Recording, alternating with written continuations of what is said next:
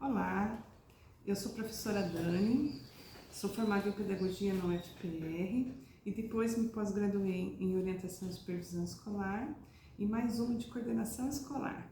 Tenho 27 anos de carreira e estou na formação de docentes como professora e como coordenadora desde 2006, que é onde eu me encontrei e que me realizo. A gente pode começar conversando sobre a pedagogia do diálogo e as perguntas, né? No processo de educação. Primeiramente, para a gente dar o início, eu queria contrapor o que o Paulo Freire chama de educação bancária, né? Que é uma educação em que o professor é o detentor do saber e o aluno uma tábula vazia, sendo que o educador irá depositar conhecimentos em seus educandos, né? E esses educandos serão meros depósitos. Esse tipo de educação bancária desumaniza o homem, né? Não o faz ser mais, por ser um tipo domesticado, e por outro lado, sua pedagogia, né, a pedagogia do Paulo Freire sugere o desenvolvimento de uma educação libertadora. A senhora, como pedagoga, professora de alunas, que no futuro serão pedagogas também, acredita nessa educação bancária como algo efetivo?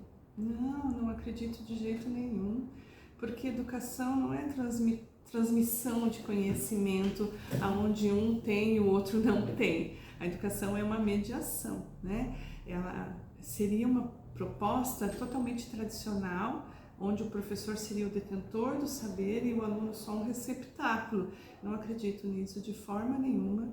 Acredito que a educação é mediação, que a educação é encontro, que a educação é construção de conhecimento juntos e que ninguém chega na escola vazio, ninguém chega na escola sem nada, né? Nós trabalhamos com pessoas que têm experiências, que têm vivências, que têm outros conhecimentos que o professor não tem. Então essa educação bancária, para mim, nem educa.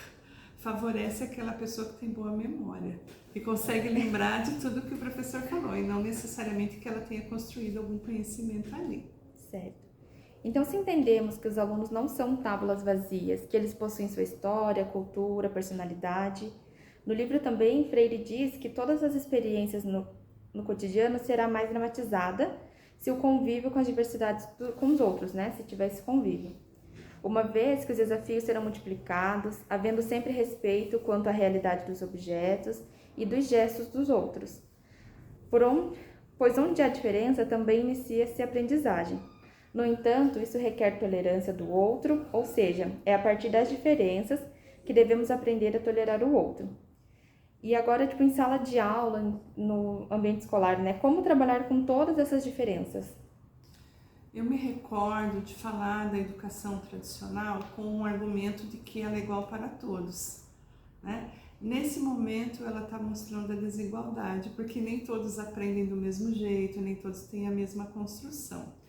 Então, para trabalhar essa diversidade, essa diferença, né, na sala de aula, exige um professor também diferente, com mais rigorosidade metódica, mas também com mais ética, que tenha uma concepção estética de educação e que compreenda o conhecimento para além da cognição, que aí nós estamos tratando de uma pessoa completa, né? Aí nós vamos lá para Valon, que vem dizendo que a pessoa é movimento, é emoção, é cognição, se forma enquanto pessoa, né? Se forma enquanto eu, e ela está ali diante de nós, não é igual, nem todos são iguais. Então a nossa postura tem que ser diferente para poder tratar com essa diferença. Porém, exige do professor mais do que a gente talvez tenha para oferecer muitas vezes, né? Então, nesse sentido, o professor tem que desenvolver um respeito muito grande pelo estudante. E ele também tem que se entender como estudante, como aprendente, e abre mão de muito da sua segurança, né, sobre isso. Eu penso, como dizia Rogers também, que é necessário uma consideração positiva incondicional. E nós estamos muito habituados a uma consideração positiva condicional. Eu te gosto se você fizer do jeito que eu quero que faça. Consideração positiva incondicional é saber que esse estudante vai aprender. É saber que essa pessoa está se desenvolvendo e que nós vamos confiar nesse seu desenvolvimento, mesmo que seja em ritmos diferentes, de maneiras diferentes, mesmo que seja uma pessoa diferente uma da outra. Hoje nós trazemos, até por contribuição do multiculturalismo e outras correntes, nós trazemos muito a questão da diversidade para a sala de aula e ainda temos rejeição. ainda temos rejeição da questão de gênero, da questão de religião, de outras questões. Imagina se a gente trata de ritmo de aprendizagem, né? Então a gente tem que ter um profissional diferente para que acolha essas diferenças e que seja conscientizador e também tenha consciência que a sua educação é libertadora. Show. Então, segundo Freire também, a partir do momento em que posso conhecer o outro, a minha própria experiência será problematizada. Aí damos início, então, à pedagogia dos diálogos, né, ou da pergunta. Então, ele propõe que aconteça 3 situações. A primeira, que é a conscientização, a segunda, da necessidade do diálogo e terceira, da libertação. Então, essa educação libertadora será uma educação problematizada. Não trará certezas ou verdades acabadas, né? Irá levantar problemas e provocar conflitos que sejam transformadores. Então, o diálogo é um instrumento que fará com que possa descobrir essa educação problematizadora e trará a possibilidade de criação de conteúdos para a educação. Uma vez que não se representa algo pronto, mas sim algo produzido em grupo, em conjunto com o educador e o educando. Qual a sua opinião sobre essa pedagogia do diálogo ou da pergunta? Eu acho que o conhecimento nasce na pergunta. Ninguém simplesmente recebendo algo aprende. O conhecimento vai dar na necessidade, na urgência de saber, na urgência de se completar com esse conhecimento. Então, a gente tem que ter uma pedagogia problematizadora, né? Que faça com que a gente olhe para a realidade, né? Dialógica, né? Que a gente, através do nosso conhecimento, se questione, olhe para a nossa realidade e dela apreenda, né? Eu vou fazer um paralelo com com Saviani e Gasparin. Para eles, a gente sempre inicia na vivência do conteúdo. Gasparin, na metodologia, coloca assim: o que o aluno já sabe e o que ele gostaria de saber. Então, a pergunta que mobiliza o conhecimento, e às vezes a gente tem um pouco de medo da pergunta, mas ela que faz com que haja aprendizagem. Senão, vai haver memorização, vai haver introjetar algum conhecimento, alguma informação, que daí não é conhecimento, é informação, e não vai ser mobilizado dentro do estudante para que ele aprenda. O diálogo é o caminho, a mediação é o caminho. O professor, ele, como a gente falou no começo, ele não transmite, ele media, e a mediação se dá por meio da pergunta. Legal. Então aqui, os alunos possuem a liberdade de questionar, né, nessa pedagogia. Como você acha que os educadores lidam com essa situação? Ou com o tal das perguntas bobas, né? Para ti, o que é uma pergunta boba? Ela realmente existe? Não existe pergunta boba, existe pergunta boa. E eu estava refletindo sobre essas questões e pensando que às vezes na nossa formação a gente se enche assim de conhecimentos e de poderes e acaba olhando o outro numa situação de desigualdade, como se eu sei e ele não sabe. A gente precisa romper com isso, porque nós sabemos parte, ninguém sabe o todo, né? E a pergunta boba é um diagnóstico, que talvez esse estudante não tenha entendido um conceito básico, né? E às vezes isso irrita o professor. Nossa, você vai perguntar isso agora, né? O que você não aprendeu? Nada, desde onde? Desde março, né? Então, para mim, é um alerta, é uma retomada, né? E a pergunta boba às vezes está na cabeça de muitos.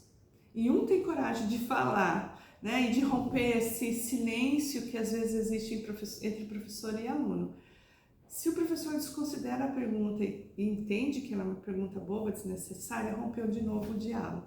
Então, para ter o diálogo, todas as perguntas são importantes, todas são boas, todas têm que ser respondidas, trabalhadas, discutidas. Uhum. E agora nós estamos vivendo em um tempo muito complicado, né, para a educação e para todo mundo. Como colocar em prática essa pedagogia com todos esses transtornos na escola? Eu acho que foi um período muito difícil, mas muito forte de aprendizagens. Aquele professor que tem muito ego, ou que está muito inseguro, ou que é muito autoritário, teve que reaprender, teve que se colocar, teve que aprender a lidar com a tecnologia, teve que aprender, viramos youtubers, né? E a gente criou novas formas de interação. Interessante esse processo. Só não podemos criar um fetiche sobre a tecnologia, que o mais importante é o humano que está atrás da tela, que é eu e vocês, né? Então, eu penso que esse desafio é de aproximar, é de romper com o individualismo, é de romper com uma postura autoritária, entender que o conhecimento não é vertical, ele é horizontal, que cada pessoa tem a sua contribuição e permitir ouvir a fala do outro, permitir ouvir uma crítica, permitir questionar aquele saber, porém de uma forma, como Paulo Freire fala, com uma rigorosidade muito grande, porque hoje nós estamos tendo uma dificuldade muito forte nos jovens identificar o que é fato e o que é opinião. Até essa consciência tem que ser trabalhada, né? E manter o vínculo. A educação é vínculo, é amorosidade, é generosidade, e é um desafio muito grande. Eu penso que vai bater muito nas inseguranças do professor, vai bater muito naquelas convicções que estão muito arraigadas, e penso também que o professor sempre foi muito desmerecido, né? Pela sociedade. Quem é que quer ser professor? Só a gente aqui que é bem maluco, né? Porém, atualmente, nessa conjuntura, a gente, além de desvalorizado, a gente tem sido desqualificado. A nossa opinião é ruim, nós não sabemos nada. E aí que eu penso que a gente tem que fortalecer o vínculo com os estudantes. Eles vão trazer essa nossa contribuição, e assim a gente vai ter realmente a nossa função social de construção de uma sociedade melhor, mais justa, mais igualitária, através desse processo. Interação entre professor e aluno talvez seja a forma de nos redimirmos nessa sociedade, de nos colocarmos e demonstrar a importância que nós temos como formadores. Para mim, temos que chegar ainda em Paulo Freire. Sensacional, agradeço a participação. Eu que agradeço. Muito obrigada.